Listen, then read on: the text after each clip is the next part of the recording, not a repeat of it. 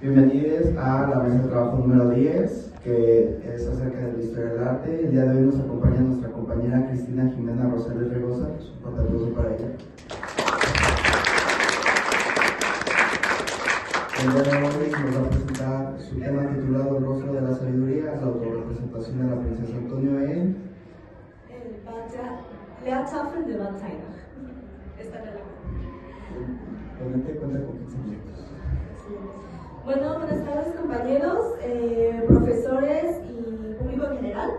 El día de hoy les hablaré acerca de la autorrepresentación de la princesa Antonia en el Lehrtafel de Battaina, como bien les mencionó aquí nuestro moderador. Pero ustedes se preguntarán, ¿qué es el Lehrtafel? Bien, como su mismo nombre en alemán lo dice, es el retablo de enseñanza o la tabla de enseñanza. Es un objeto mágico-religioso que actualmente está situado en el pueblo de Battaina, la selva negra de Alemania. ¿Por qué menciono objeto mágico-religioso y no una obra de arte? Bien, a diferencia de una obra de arte que está hecha con fines estilísticos, un objeto mágico-religioso, en este caso el Lehrtafel, es una herramienta visual diseñada específicamente para el aprendizaje de los fieles en la iglesia luterana. Es para el aprendizaje de los fieles en la iglesia luterana y ayudarlos con su devoción. ¿Pueden dar a la siguiente? Fue realizado entre 1663 y 1659 y 1663 por el pintor de la corte de Württemberg, Johann Friedrich Gruber. ¿Le pueden dar la siguiente? Y no estamos hablando de un retablo cualquiera, estamos hablando de un retablo monumental de entre 5.1 metros de alto y 6.5 metros de ancho. Y bueno, ustedes dirán, ¿el pintor hizo todo? En realidad no. Aquí es donde entra el personaje central de esta ponencia, que es Antonia de Württemberg. Antonia de Württemberg, junto con su círculo de eruditos, diseñó todo, resumió todo este conocimiento de teología luterana y cábala judía en este tríptico enorme. Es totalmente impresionante y no podemos reducirla a una simple mecenas que financió este retablo. Estamos hablando de que democratizó el conocimiento que estaba en ese entonces reducido a un círculo académico que sabía leer y escribir latín. Ella desglosó todo esto y al hacerlo invitó al público general a aprender una teología tan compleja como lo era este retablo. Pero bien, ¿me puedes dar a la siguiente, por favor? Para entender el porqué de este retablo debemos establecer el contexto histórico en el cual este está realizado. Debemos entender el contexto de Antonia. Antonia vivió lo que fue la guerra de los 30 años y no fue solo un conflicto político, fue un trauma directo tanto para Antonia como para su familia, que tuvo que vivir 4 años en el exilio. Y después de esto, bueno, en general, al ver una Europa destrozada, nace uno de los ideales barrocos más importantes, que es la pansofía. La pansofía buscaba recolectar todo este conocimiento teológico, filosófico y natural en un solo sistema armonioso. Incluso podemos decir, bueno, volviendo al tema de la guerra de los 30 años, podemos decir que esta iglesia donde actualmente está situado Lehrtafel sirvió como refugio para las personas después de esta guerra. Incluso el mismo retablo es un cura visual para esta sociedad herida. Bien, con el siguiente, por favor. Ahora sí, hablemos de nuestra protagonista. Como ya les he mencionado antes, Antonia estaba rodeada de un círculo de eruditos. Y gracias a esto pudo introducirse en el estudio tan complejo de lo que es el simbolismo del cábala y el hebreo. Y no lo estudió por encima, o sea, ella llegó a tal nivel de maestría que pudo realizar sus propias oraciones y poemas en un hebreo litúrgico. O sea, incluso sus compañeros decían que ella escribía como un hombre. Ellas la veían como una competencia masculina, lo cual es impresionante para esa época. Pero hablando directamente de otras cosas de las más impresionantes que ha hecho esta mujer, es que se carteaba tú a tú con intelectuales de la época. Uno de los intelectuales de la época, Rosacruces, déjame decirle, más importantes, era Johann Valentin Andrade. Incluso sirvió como inspiración, todo esto sirvió como inspiración, estas cartas, para crear el Lea Tafel. Y bien, ustedes dirán, ¿cómo una mujer en el siglo XVII pudo introducirse a toda este estudio tan complejo y prohibido para las mujeres, claramente? Bueno, descartando lo que era su estatus socioeconómico, ella se autodenominaba aficionada. Al autodenominarse aficionada, ella se evitaba conflictos con lo que era la iglesia luterana. Y bueno, no se le acusaba de arrogante, vaya. Siguiente, por favor. Ahora sí, centrémonos ahora en el retablo. Cuando el retablo está cerrado, el eje central es una mística nupcial. Aquí Antonia se está retratando como la tsunamita del Cantar de los Cantares. Se está retratando como la novia mística de Cristo, y este mismo le está colocando la corona de la vida, otorgándole la vida eterna. Pero lo más impresionante de este cuadro, y quiero que lo vean, a ver si me alcanza, no me alcanza. Okay. Si se fijan, hay una procesión de mujeres siguiéndola por detrás, y estas mujeres que parecen ser rostros anónimos, realmente no son rostros anónimos. Son miembros de la propia casa ducal de Antonia, son mujeres de la casa de Württemberg. Y esto es impresionante porque Antonia no se está representando como una simple devota, ella se está representando también como una guía espiritual de todo su linaje femenino y los está guiando directo a la salvación. Ok, siguiente.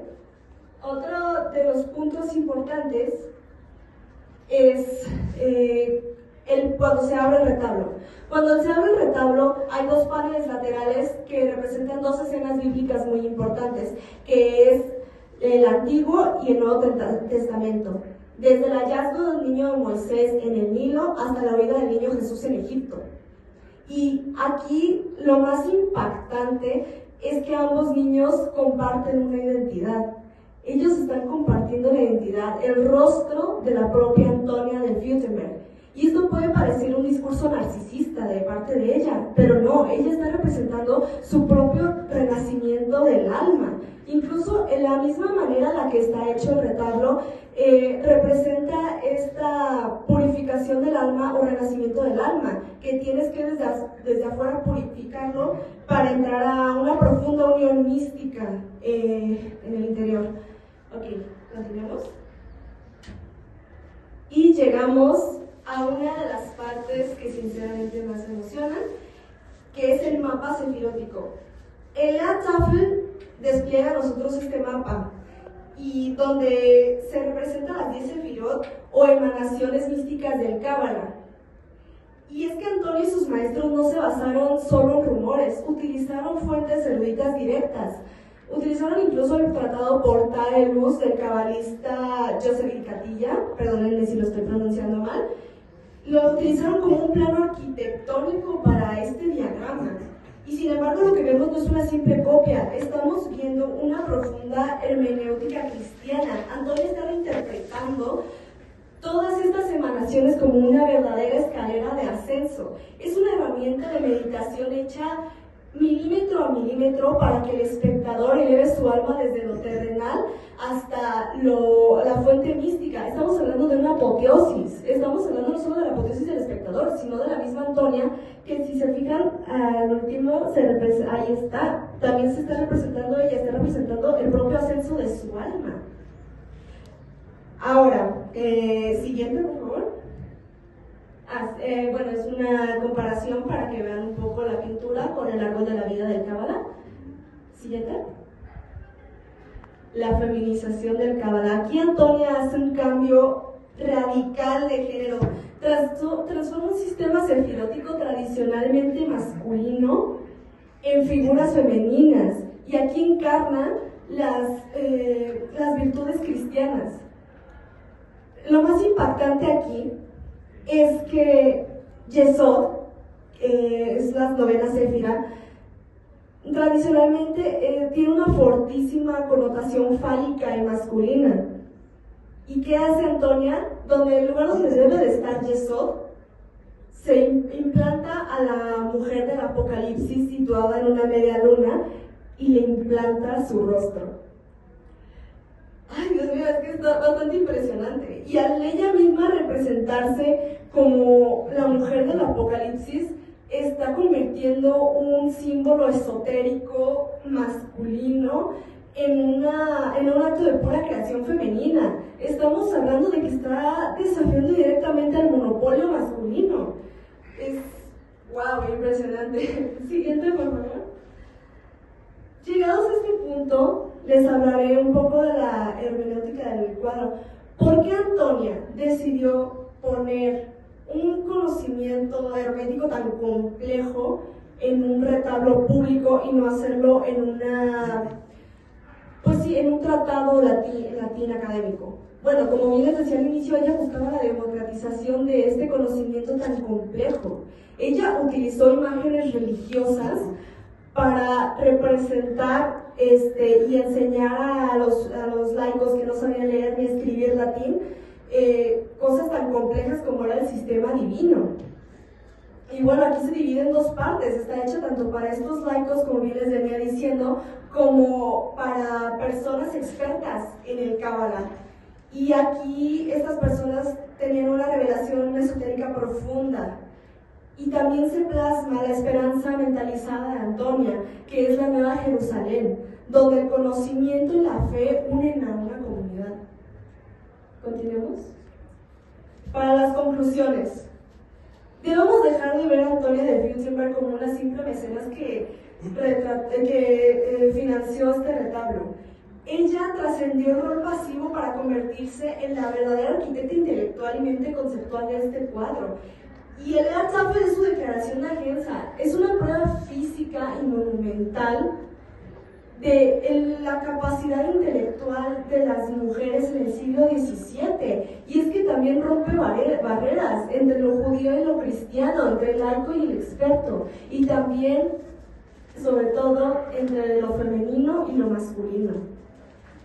Antonia, antes de morir, pide estrictamente que su corazón sea colocado físicamente detrás de esta obra, para estar presente tanto física como en un discurso teológico.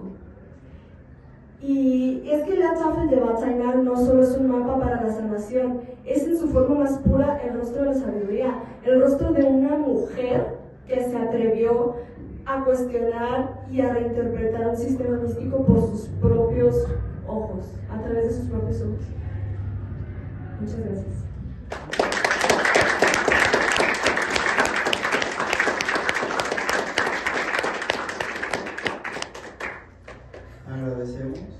Agradecemos a nuestra compañera Cristina por su ponencia. Muchísimas felicidades por tu tiempo y por tu dedicación. Por cuestiones de tiempo vamos a tener que pasar a una ronda de preguntas y respuestas, pero tienen que ser las preguntas muy cortas por cuestiones de tiempo.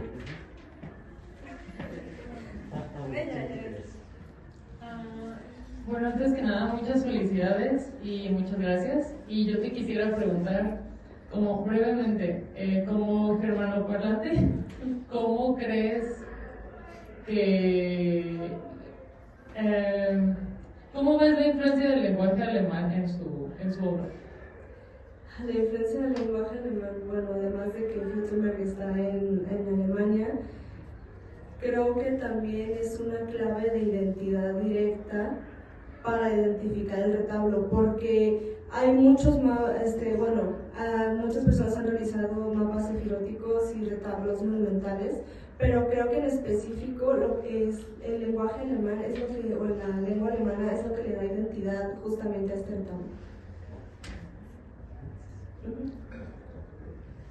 Bueno, muchas felicidades, me apasiona también estos temas del misticismo judío, entonces yo no me esperaba para nada de esto, me fascinó, muchas gracias. Mi duda, serían dos muy rápidamente, que sería cómo ella llegó a tener contacto justamente con estos conocedores de la cábala judía para poder instruirse a sí misma con esos conocimientos místicos. Y también si la cuestión de que se invierta en la sefirá de Yesod, más que antiguamente se entendería como masculina y la invierte en femenina, tiene que ver si tú crees que puede haber esa cuestión de que la Shejina, que es la presencia divina, generalmente cuando Dios se manifiesta se entiende como femenina en este contexto. Ok, primero que nada, ella tuvo el acercamiento a todo este conocimiento del Cábala, como bien mencionaba, a través de sus maestros eruditos. Sus mismos maestros fueron una gran ayuda y un gran apoyo para que ella se contactara con intelectuales de la época, como bien lo decía, que era Johann Valentin Mandral. Regresando al tema de la Sefirot, es un tema muy extenso que realmente estoy apenas iniciando a investigar. Este retablo yo lo encontré en un libro de ocultismo alemán que estaba empezando a leer y me causó curiosidad y ya de ahí me lo soltaron.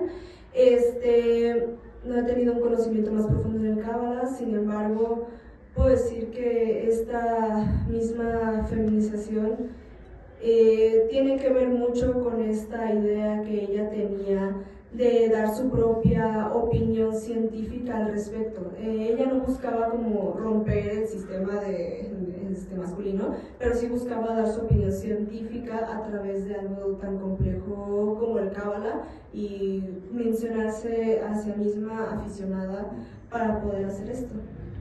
Muchas gracias.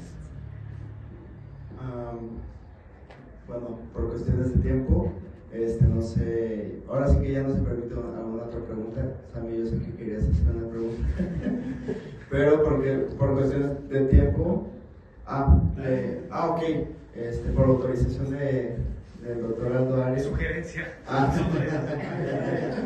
Bueno, que sea muy breve. Sí, ¿qué recepción tuvo? O sea, ¿Qué percepción? recepción tuvo el...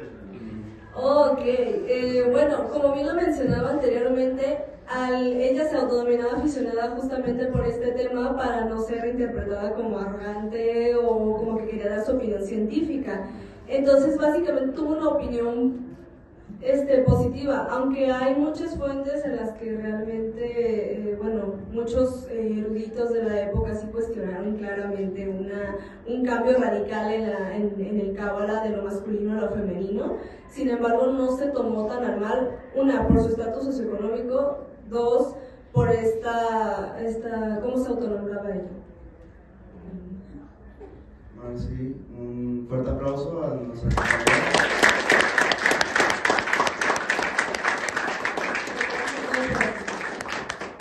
Muchas gracias por asistir. Nos tomamos